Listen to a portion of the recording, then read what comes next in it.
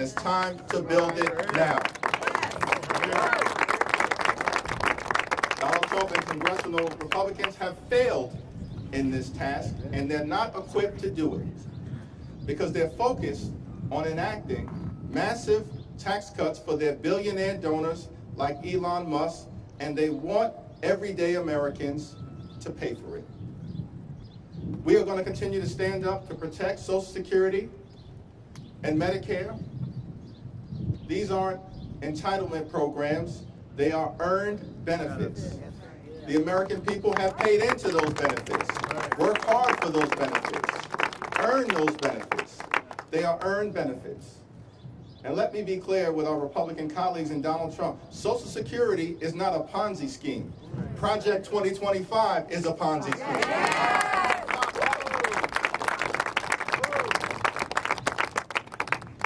We're going to stand up in defense of the health care of the American people. It is outrageous that Donald Trump and congressional Republicans are trying to enact the largest cut to Medicaid in American history.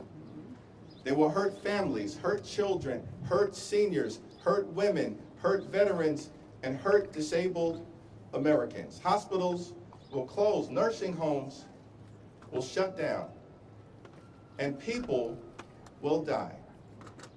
This budget that Republicans are trying to jam down the throats of the American people at the direction of Donald Trump is unconscionable, unacceptable, and un-American.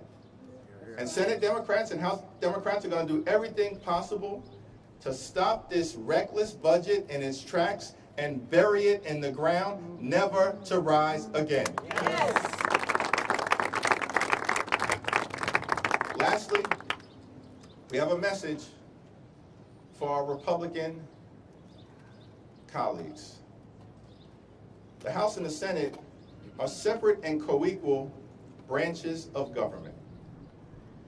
We don't work for Donald Trump. We don't work for Elon Musk. We don't work for far-right extremists. We work for the American people. And it's time for you to start acting like it or step out of the way so we can build the type of America that allows every single person in this great country to thrive. It's now my great honor to yield to the great Reverend Dr. Senator Raphael Warnock from the great state of Georgia.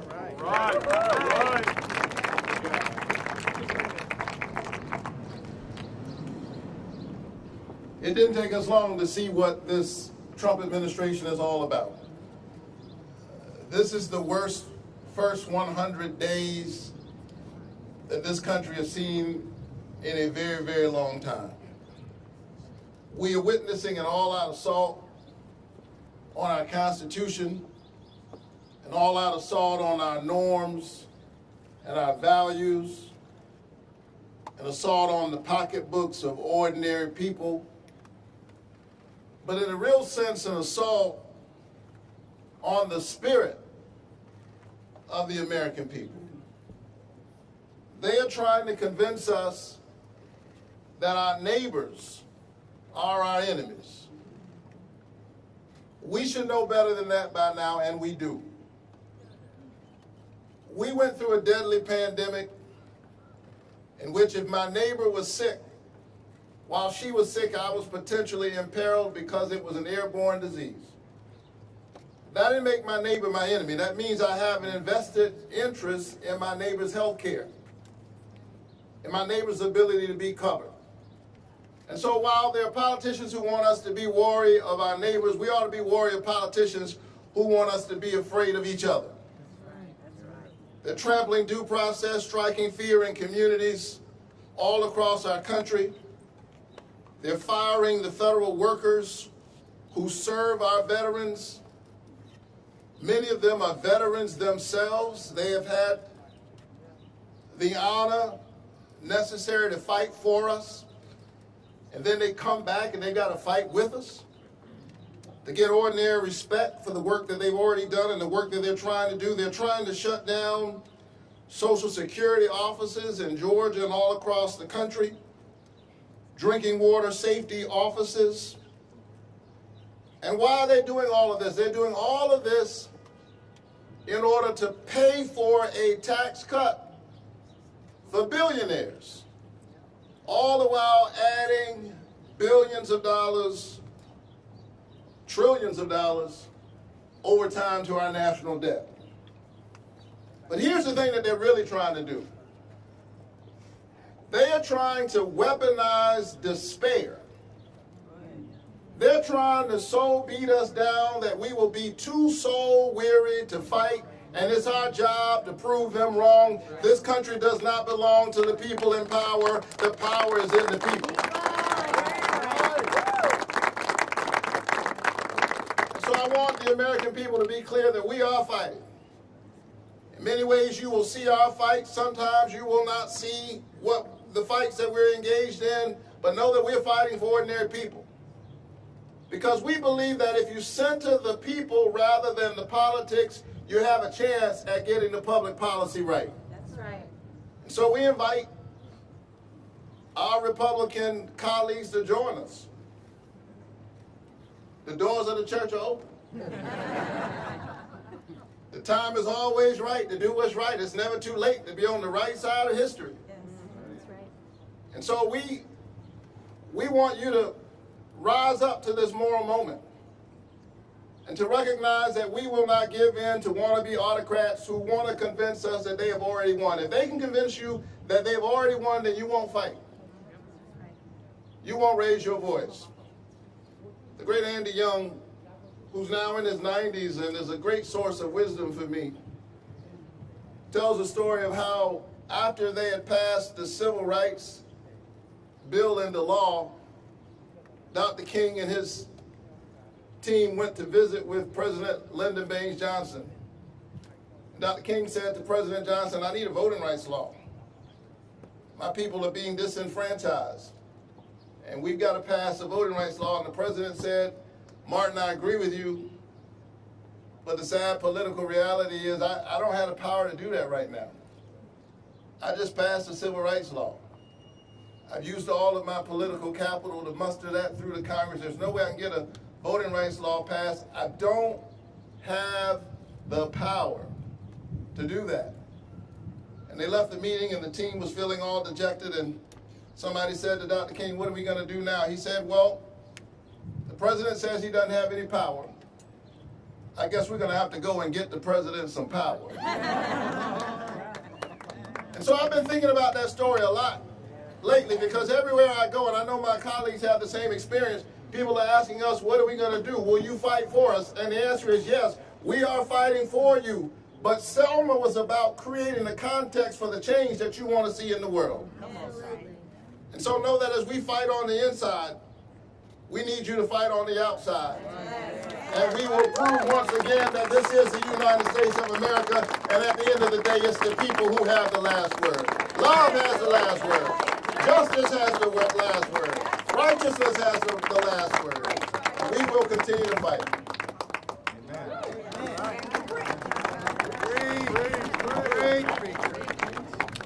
Thank you so much. What an honor and privilege to be here with Leader Jefferies, Leader Schumer. Thank you for bringing us together, and with my incredible Democratic colleagues in the House and the Senate. Fighters, each one of them. 100 days ago, Donald Trump came to this Capitol. He swore an oath, spoke to the American people, and promised to bring down prices. And then he started a trade war with our allies, and prices went up. He said we'd be a rich nation again. Then he collapsed the market, and trillions of dollars in savings have been lost. He promised a glorious destiny for Americans. Then he executed an agenda of, by, and for the billionaire class. And now supermarkets are warning they may not be able to stock their shelves.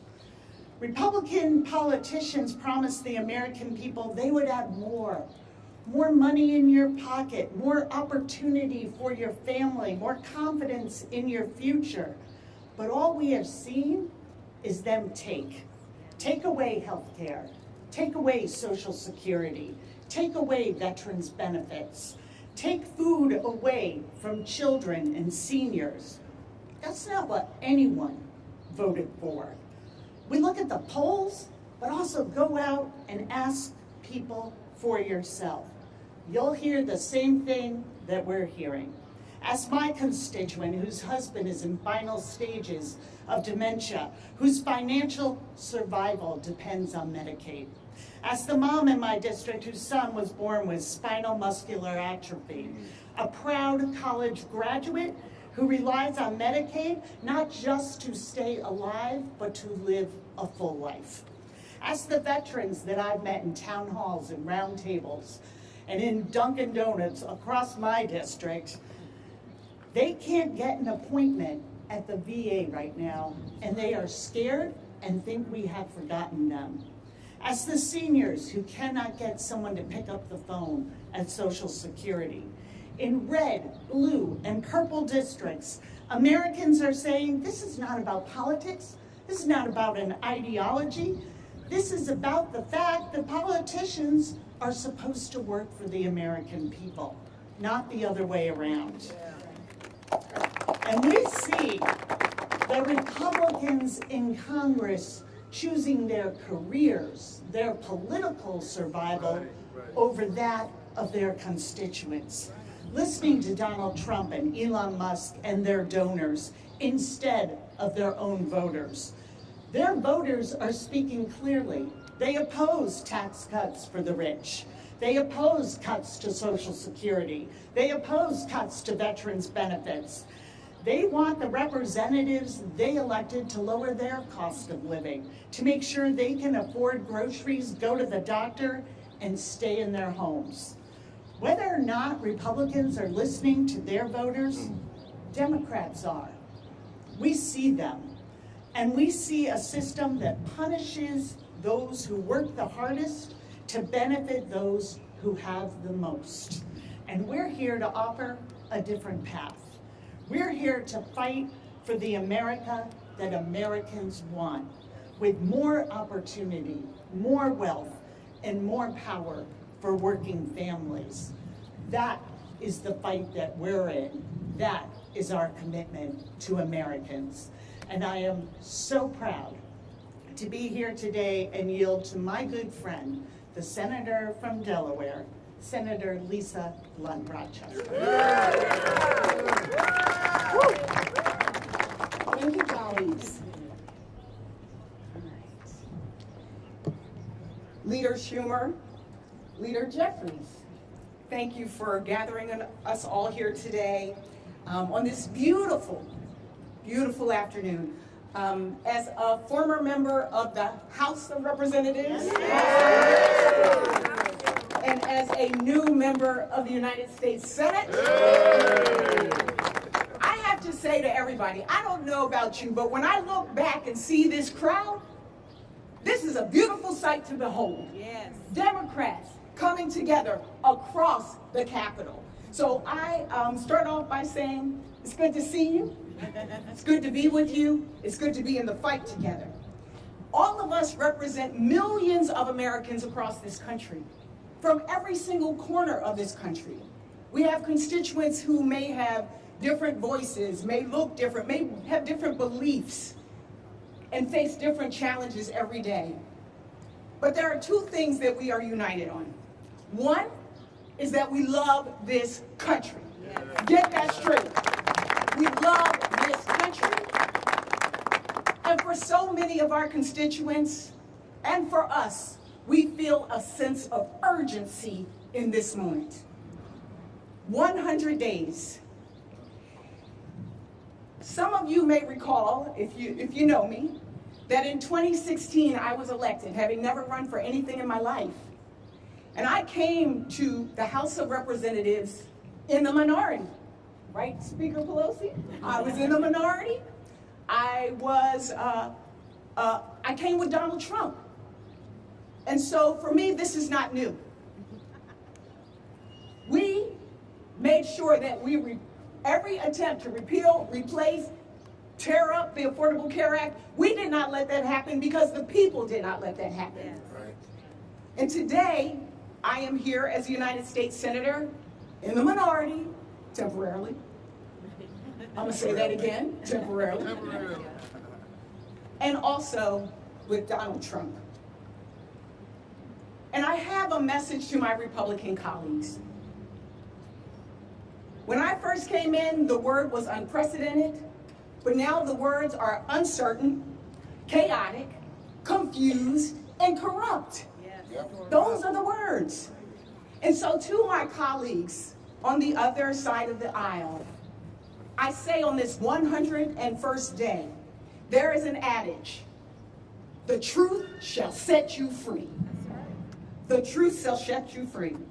100 days into this presidency, we've gone from 3 years of solid growth in our economy to the steepest decline that we've seen since the pandemic. That's the truth. Groceries are up, retirement savings are down. That's the truth. Outbreaks of measles and the avian flu, that's the truth. It costs more to build, buy, or to rent a home. It's the truth. American citizens, including 2-year-olds and kids with cancer, are being deported without due process. That's the truth. There are wars around the world. There's chaos at the Pentagon, and our allies are losing trust in us. Anybody remember Signalgate 1 and the sequel Signalgate 2? And don't forget the Department of Inefficiency, breaking our government while they're stealing your data. It's been a long 100 days, but make no mistake, Democrats are going to continue to fight. And each of us must do our part in this moment. We will sit in, right, Corey? Yeah. To protect Medicaid and the millions of Americans who rely on it. We will stand up for justice and the rule of law and due process. We will march for our rights. And across the Capitol and across the country, we will lock arms against hate, corruption, and darkness. We do this because this is our country. We do this because this is our democracy. And we do this because we recognize that we are all in this together. We are all in this together. And so I close with the song, but I'm not singing. I close with the song that I think represents what you see behind you.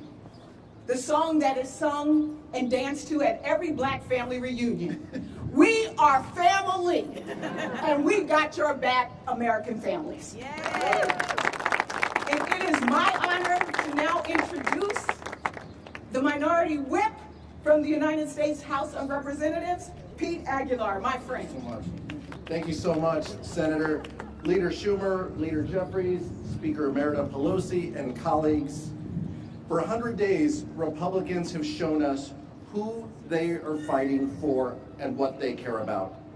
It's not the working families who asked for a little bit of help, a little bit of breathing room.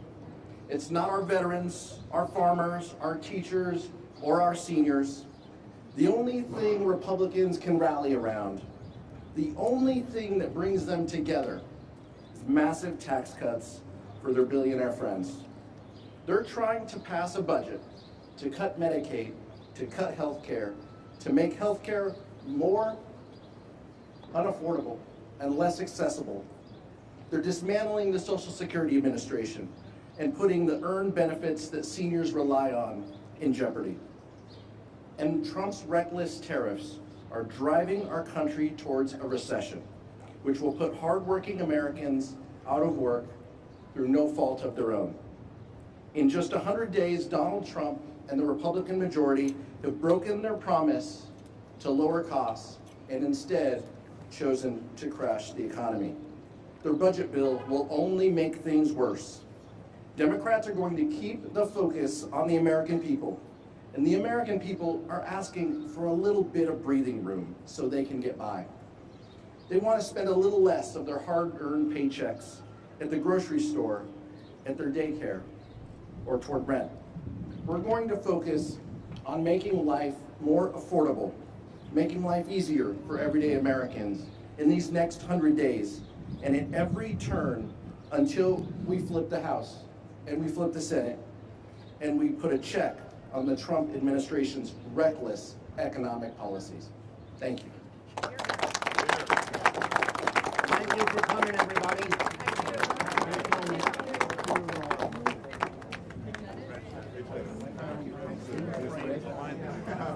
Senator, questions? Any questions? Sorry. Can't stop, won't stop.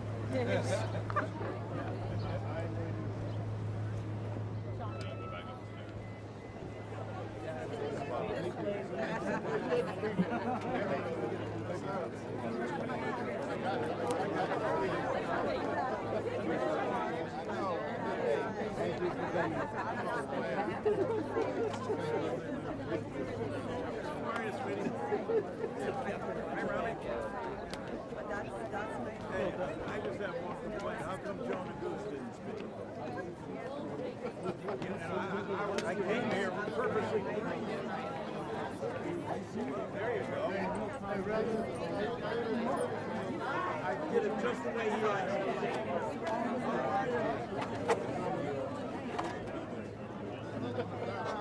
I'm sorry, I can't hear you. This is the church lady I'm talking about.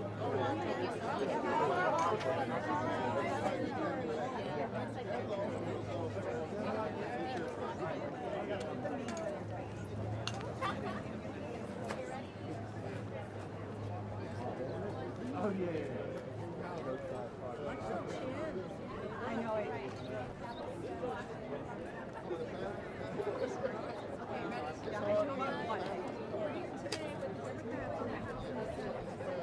But I went on the trip with her. I had to be here. I know, because I looked at it. Oh my gosh.